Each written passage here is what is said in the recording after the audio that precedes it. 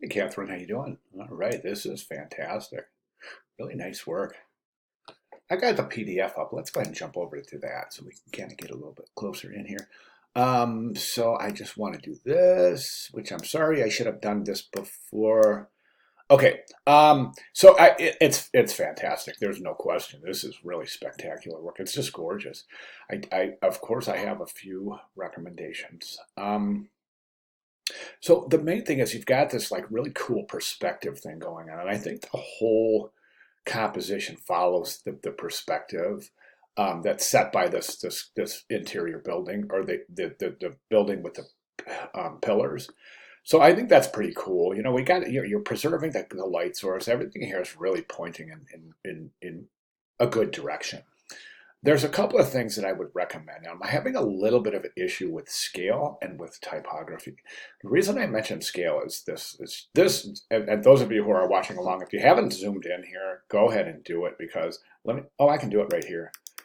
Because Dorothy is just in this wonderful pose where she's holding the slippers and kind of standing on her tiptoes looking into the canyon. And that's just really good stuff. And then you've got this kind of magic sparkles around the slippers. So again, that's good stuff. Now, as far as the sparkles go, you're using cool colors for the sparkles, but wouldn't it make sense to wouldn't it be warmer colors? I'm just thinking that maybe reds and oranges instead of purples. Red, oranges, and yellows instead of purples, blues, and greens, I think might make a little more sense in that regard. Let's go back out to full zoom.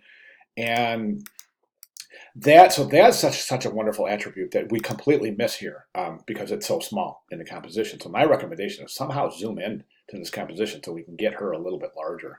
Or, you can just try to figure something out. I'd love to get a closer look at her because of that wonderful pose and the fact that she's holding in slippers. And there's a lot of meaning in there that's going to be missed because of the fact she's so small in the composition.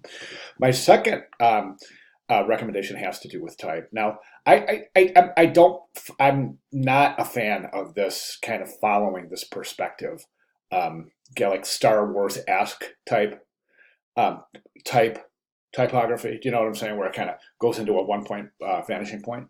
And I just don't think it's working here. I would recommend that you just watch my cursor, you assemble the type, traditionally with no perspective to it. Actually, it's ironic because I think it's actually going to emphasize the depth in the piece even further.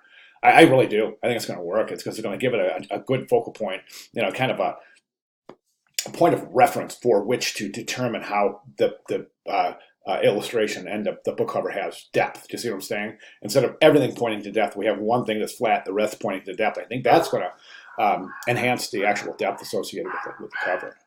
So anyway, that, and then my only other recommendation is just to kind of lighten up some areas. Oh, by the way, Frank is fine up there. Just let's reassemble the actual title. I think we're a little dark up here in some areas, just a little bit. It's giving that the whole kind of story, this underlining darkness, and it's, as we know, there are some really really dark moments in that story, but it all points to something that's really super lighthearted. So that said, I'm just thinking of maybe lightening up the background, but specifically the pillars, just a touch, not much at all. Okay, a fantastic job, really, really good job here, Catherine. So if you have any questions at this point, please let me know. I'll be glad to address anything that comes up. All right, thank you.